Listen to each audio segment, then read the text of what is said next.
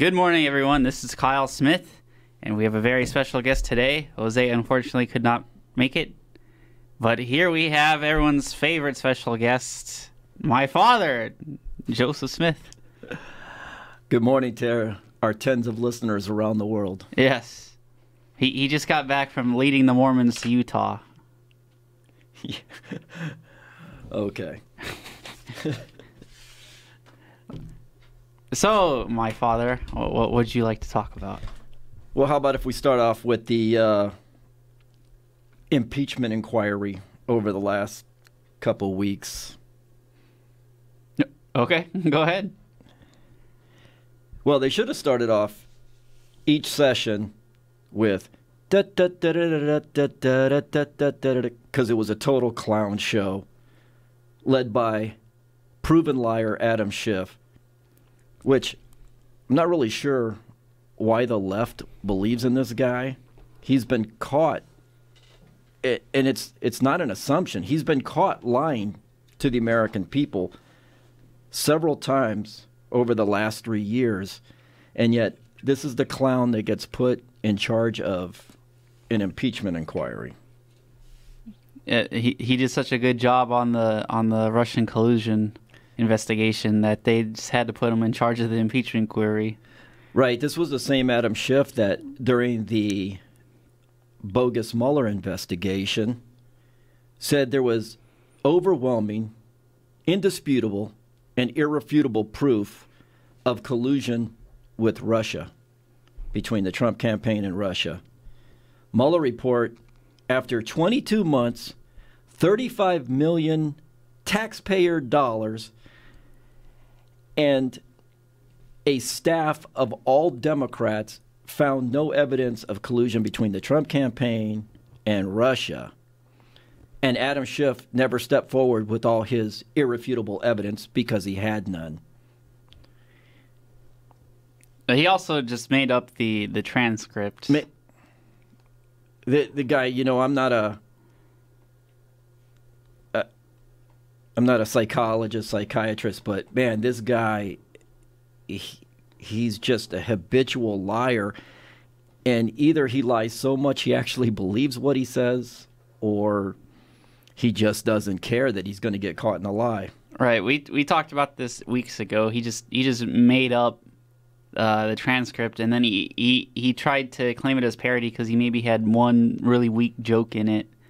But what he was basically saying was that Trump said that he specifically wanted the Prime Minister of Ukraine to make things up and get dirt on Joe Biden, which didn't happen. Yeah, there's nothing better than parody by the most unfunny guy on the face of the planet. If you watch this guy, I mean, he is a creepy looking guy. Oh yeah. Not to judge too much on looks, but like, it's not so much as like objective looks, it's just someone's mannerisms and things that play more into it than their still image. And it's just, he doesn't give a good vibe. It's like, man, it's he's creepy. Yeah. Plain out just creepy. This whole thing was a sham. He controlled the entire inquiry from start to finish. All witnesses, alleged witnesses, because nobody witnessed anything other than Ambassador Sondland. Everybody else was just hearsay, and most of them were 2 and 3 people down the line. But only Democrats got to call alleged witnesses. He controlled the questions that the Republicans asked, even though the Republicans did an amazing job of destroying the credibility of the witnesses, and their testimony is nothing but hearsay. And the one ambassador who had any contact with the president himself testified that the president told him he wanted nothing from Ukraine, no quid pro quo. Right. Even though people were trying to present Sondland's testimony as a bombshell, and that he was concerned about the direction of the investigations and things, but still at the end of the day he said that President Trump said that. Yeah. Oh, even if he had personal concerns. Yes. the quid pro quo that he put in his opening statement was his presumption. His presumption. Can you imagine if you had to go into a court of law and you were defending it yourself against not facts, but other people's presumptions? Can you imagine if you were on trial as a defense witness and only the prosecution got to bring in witnesses, and then they told your defense attorney that he could only ask certain questions of their witnesses? I mean, the whole thing was a total sham, backed up by the leftist media, ABC, NBC, CBS, MSNBC, CNN. When you watch these idiots, it's like they must get their talking points from the DNC because they all say the same thing. Bombshell, bombshell, bombshell, bombshell. All the witnesses were patriots, patriots, patriots, which is another thing that struck me in the testimony of all the witnesses. When you listen to them, one, they could not stop calling themselves experts. It was just amazing, the self-grandizing. And the second thing was they really came across as they were representing the countries that they were ambassadors to and not representatives of the United States who they were appointed by. It was pretty amazing to watch, and that's why I think no ambassador should be left overseas for too long, because they forget who it is they represent. Yeah. Going back to Schiff, another thing I remembered is that he lied about not having contact with the whistleblower, not knowing who that is, when it's been reported multiple times that they had contact, and that the whistleblower came to him with the information, and now Schiff is saying, oh, I don't know who it is. I never had made contact. Well, and that's one thing. If they do write articles of impeachment, hopefully this goes to a full Senate trial so that they can call the whistleblower. I don't know if they can call Schiff. He might. It's amazing that politicians have immunity. That's when do we become a two-tier justice system? But they can call his staffers who met with the whistleblower. And by the way, attorneys that I've listened to and things that I've read, the alleged whistleblower doesn't even qualify under whistleblower statutes. He's nothing but a leaker. So there was no reason. The only reason to keep his anonymity was because it would have blown the whole thing out of the water when people would have found out that Adam Schiff actually wrote the whistleblower complaint and just had the guy sign it. Right. And ultimately about this whole impeachment hearing is no one cares. The public, the public, for the most part, does not care. And that's why Adam Schiff, I don't know if you heard, he had a speech the other day. He went on an several paragraphs on why the public should care about this. Like, why is Ukraine important? And the only reason he would need to explain to people why they think it should be important is because he knows the general public doesn't care. There's I've seen several segments on mainstream media talking about how really the general public cares more about what's going on here in America. They don't really care about potentially investigations in Ukraine that really have no effect on the American public. Well, that's the other amazing thing, speaking about Ukraine, but back to Adam Schiff for a moment. His closing statement was just classic. The guy almost looked like he was going to break down and cry. He was so emotional. The guy's just an ultimate clown. But back to the Ukraine, it's amazing that everybody is so upset. Oh, one more thing about Adam Schiff, what I forgot. In his closing statements, he was basically talking about hearsay evidence. That's another thing.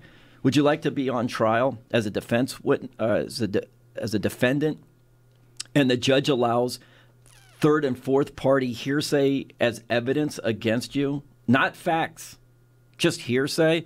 Because Adam Schiff made the case that hearsay, despite what the Republicans think and the general public, who are not attorneys, so we are too dumb to understand that hearsay evidence is permissible.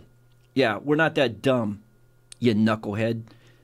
Hearsay evidence is not permissible in a court of law. It's not fact-based. and you presented no facts whatsoever. But back to Ukraine, everybody's upset in the delay. There was only a delay in the aid. And they said there was a quid pro quo because they were supposed to announce that there was an investigation into Hunter Biden. No investigation was ever announced. The money was delayed because the president hates giving foreign aid to anybody. He is an America First guy. But if you're so upset, Democrats, where were you in 8 years under Obama? No military aid was given to Ukraine, even while Obama stood by and watched Russia go in and Crimea and annex Crimea, which is 1/3 of Ukraine. Obama did nothing. You know why? Because Obama was scared of Putin. So for all you want to talk about Trump and his ties to Putin, it was Obama that acquiesced and got on his knees and was constantly bowing to Putin. Right, and I've heard the new argument that Trump should be impeached now, not because of any collusion or anything like that into the Bidens, but because he was looking to delay Congress-approved aid. But that's extremely weak, and it's not even like he defied Congress in sending the aid to Ukraine. He just slightly delayed it. And delay in aid has been happening since we started giving aid to other countries. This is not something that just happened under the Trump administration. It's been going on ever since we started giving aid. Ukraine, everybody agrees Ukraine is one of the most corrupt countries on the planet. Why do you want to just turn over billions of dollars without knowing that it's going for what you're giving them the aid for? It's ridiculous. Right. And now MSN's trying to paint possible Ukrainian interference as a Russian hoax. It's a propaganda, even though they're disputing their own reports only of months ago that this happened, and that Ukrainian individuals were looking to interfere in the 2016 election. So now they're just going back on their own reporting and calling them. They're saying that they fed into the Russian hoax previously, but now they have it right. Now they have it right. Lots of investigative journalism going on today. Yeah, and another thing, again, about the public and caring about impeachment. Within the history of the United States, we've never had a president convicted from an impeachment. The closest would be Nixon, but he resigned before that happened. Do you really think that President Trump's going to be impeached over something as weak as this when no president in our history has ever been convicted through an impeachment? So late night television hosts like Colbert and others can applaud Fiona Hill and whatever is going on in the hearings, but at the end of the day, they have to realize nothing's going to change. Like, you lived longer than me, and I already know that in this two-party system, people are really protected. Matter of fact, that's the same Fiona Hill that while under the Obama administration wrote an op-ed piece in 2009 stating that the United States should give no military aid to Ukraine. I'll tell you what, these idiots on the left flip-flop more, it's just whatever fits the narrative. They have no morality. They have no guiding principles. They stick their finger in the wind, and whichever way the wind's blowing today, well, that's the way we're going to move today, and tomorrow we could possibly do a 180 and believe something totally different because we really don't have core beliefs. Right. I mean, even if I disagree with someone, I would respect someone if they kept to their core beliefs, but a lot of the Democrats don't.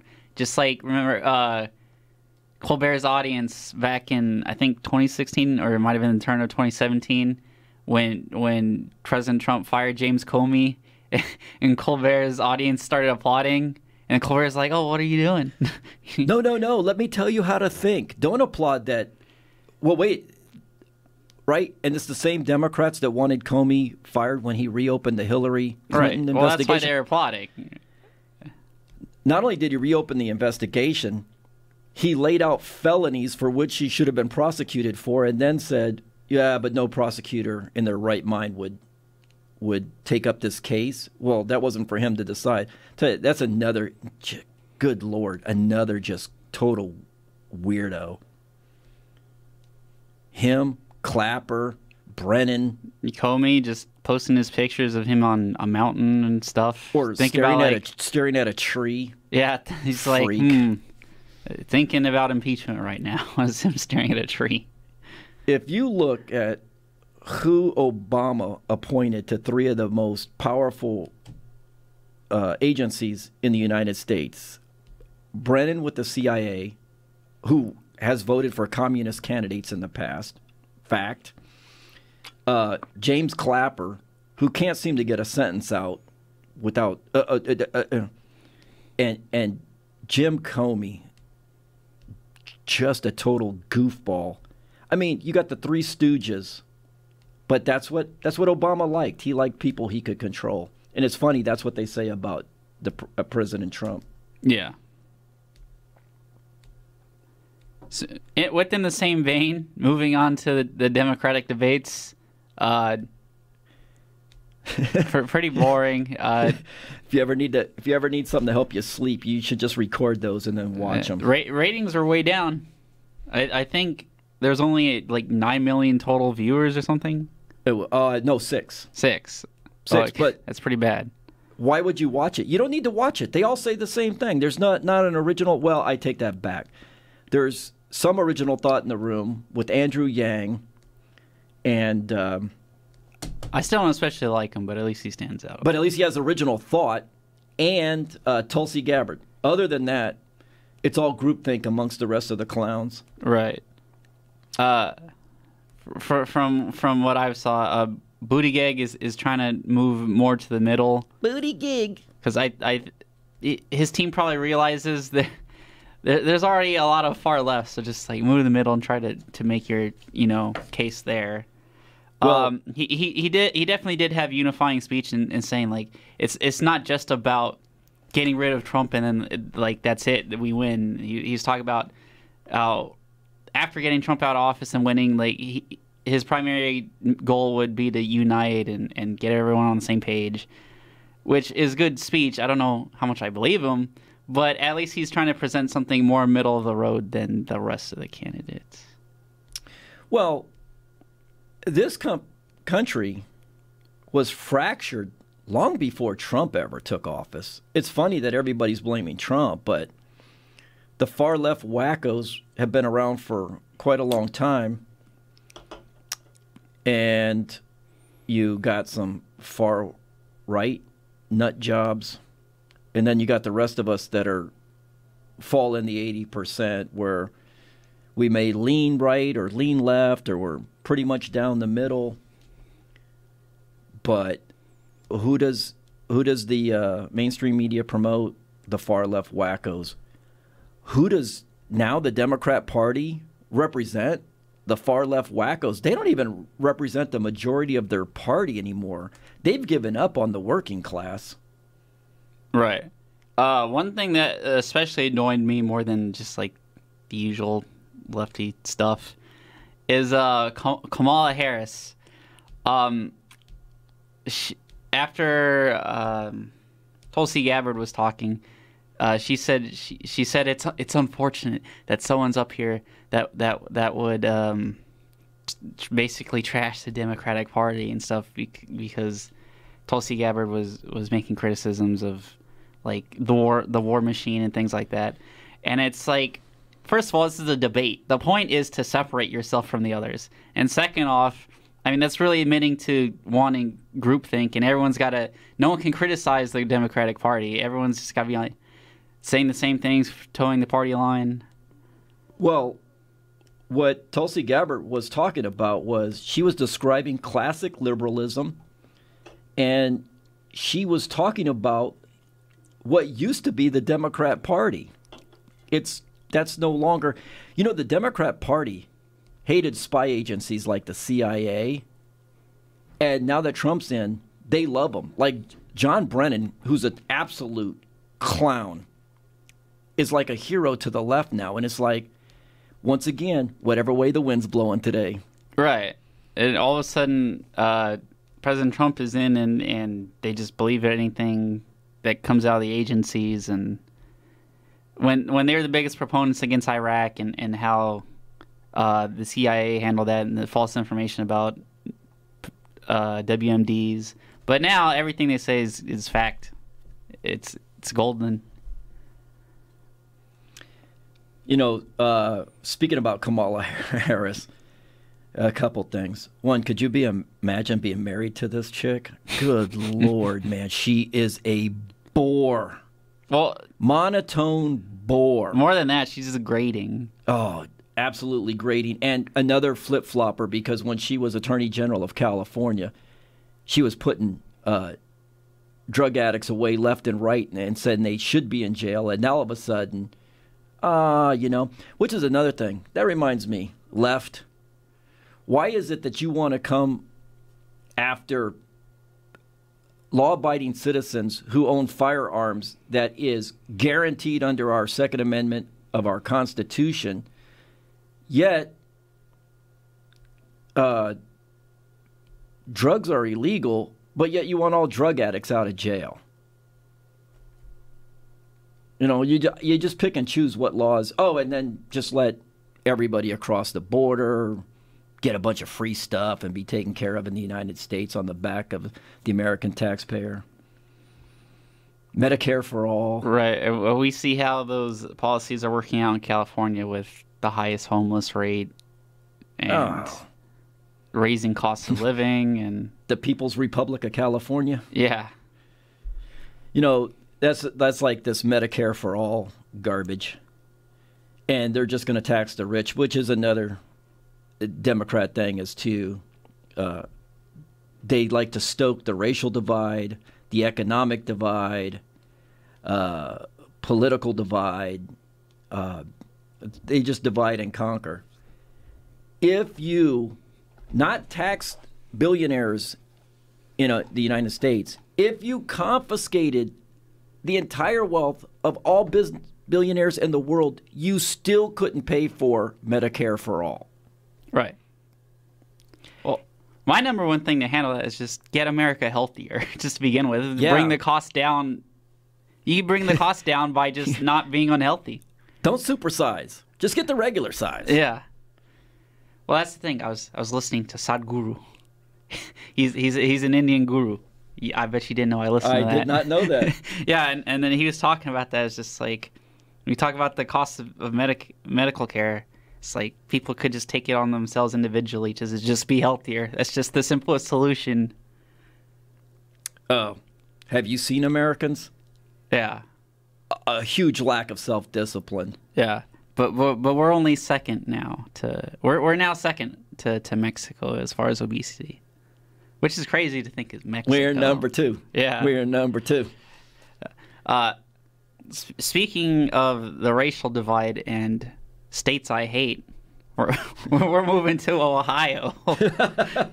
So this has been in the national news cycle for over a week now. So I'm sure you've all heard of the Myles Garrett and Mason Rudolph incident.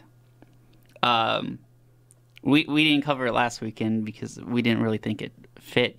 But now a new chapter has been fit into it. During Myles Garrett appellate hearing, well, first of all, I'm sure all you know about it, but long story short, at the end of the game, Myles Garrett and Mason Rudolph got into it. Myles Garrett ripped Mason Rudolph's helmet off, the quarterback of the Pittsburgh Steelers, and then hit him up over the head with it. An act of violence. Right. So, in Myles Garrett's appellate hearing, it was leaked that he claimed Mason Rudolph called him a racial slur. Myles Garrett came out and said that was not for public dissemination. But now we have this whole fiasco. No one on the Steelers says they heard it. No one on the Browns says they heard it, or even heard Myles Garrett talk about it before this. And so now we're just left with maybes and what ifs. Well, here's my issue. If that was supposed to be done behind closed doors and never disseminated, here's my problem with whoever leaked it to the media. Is now And the league came out and said that they have found no evidence that a racial slur was ever used. But now, since they decided to leak it, the great NFL, as usual, run by total idiot Roger Goodell, you've got half the people thinking Garrett's a liar, and the other half of the people thinking Rudolph is a racist. And both are unfortunate. If it was supposed to be in-house, behind closed doors, that should have never been leaked, because it has no bearing on the suspension appeal, none whatsoever, because there's no proof of it. So you're gonna suspend him, whatever you're gonna suspend him, based on his actions. Right, and the suspension was upheld as indefinite. I can't say for 100% fact, because obviously I wasn't there, but I'm 90 to 95% sure that Rudolph didn't use it. And I can't say for 100% sure, but everything surrounding it is fishy. Like why Garrett didn't come out and say it immediately, and why he'd issue a written and verbal apology to Mason Rudolph if he did say it. Which, I mean, like, even if he did say it, that doesn't mean the physical act was okay. But I'm just saying, like, as someone who would be called that, I wouldn't see you as not saying it and then having an apology. Another thing is if he did think that this information would help reduce his suspension, then why would he wait until the appeal? Why wouldn't he divulge that information before the original suspension even came out? If that was the thinking. Yeah, if you would have still been enraged after the game because of, I mean, obviously the guy attacked another man with a weapon is basically what happened. So you would have said something to somebody then. He said nothing. Nobody corroborates his story whatsoever. But once again, I still think it goes back to that should have never been released. Because I don't think so, no. You've now harmed two individuals by releasing something that was said behind closed doors. Right. But that's the way the NFL works under Roger Goodell. Right. There is the possibility Garrett leaked it himself, but I find it unlikely. I can't see it as helping him, other than he thought like it would gain him sympathy. But I still think it's unlikely he leaked it. It's possible, but this actually, if you will indulge me, reminds me of two things. One, because of I've seen what both Garrett and Rudolph have said in statements. I am so sick and tired of people of any profile issuing apologies written by their attorneys. It's disingenuous. It's not heartfelt. It's somebody else's words. If you're going to read somebody else's apology, just don't even apologize. It's gotten to the point where now it's just ridiculous. If you can't come out with your own heartfelt words because you are truly sorry about whatever happened, then just save it. And the second thing is, this also reminds me, so funny, because now old Jussie Smollett is suing the city of Chicago and the Chicago PD and the two brothers that he paid to stage a fake hate crime because they actually had the audacity to catch him in a lie. Yeah, people I it's not confirmed, but people were comparing Myles Garrett to Juicy Smollett, which I think you heard Dave Chappelle's on that, but that's what he called him. He's like, oh, you heard about this French actor who faked the hate crimes, Juicy Smollett? That's what he called him. One thing I do want to say is Steelers fans or people pointing to like the fact that Mason Rudolph's best friends with James Washington, who is a black receiver he went to college with, and I hate this argument too. No, I was gonna. One of my best friends is black. No, I was gonna get somewhere with this. I was like, and they're pointing out this and that, and like that's something to point out. Like, yeah, it's unlikely. Like, he's like I obviously don't think he's a white supremacist or anything, but I will say that you can have black friends and use a slur, because I don't think, because what people are painting this as is like one way or the other. You're either like a total white supremacist or you're an angel, and I think it's unlikely to use it, but it's still possible that he loves his black teammates and he has black friends and he could have used it because you could use a slur as an individual insult. That doesn't mean you literally hate all black people if you were to use a slur. Just as an example, Antonio Brown called Mike Mayock a cracker, and yet no one took that in the context of Antonio Brown hates all white people. Right. Right? Yeah, I'm absolutely. saying, obviously, even if Mason Rudolph did say it, I wouldn't look at him as a white supremacist. Obviously, it'd be wrong. He should be suspended if he did say it. But I'm just saying people are looking in the context of, like, what all the way one way or all the way the other is like, oh, he has black friends, so he couldn't have said it. Or if he did say it, he's like, this white supremacist hates all black people. Well, once again, I still go back to it's uncorroborated. Right. So you shouldn't really be thinking about it at all, one way or another. There's no, you don't need to defend it, and you don't need to attack him. No, it's not proven. So it's a non-issue. Yeah, no, it's all unfortunate, and that it's even brought up with obviously like no corroborative evidence, no anything. So we will leave on that. Go Steelers tomorrow. And before we sign off, I just want to shout out to my two beautiful daughters, Brianna and Rebecca, my boy Craig. What up, Craig? And to our newest listener, Cheryl. Hey, Cheryl. Thank you for listening. All right. We'll see you all next weekend. Go out and do something nice for a stranger.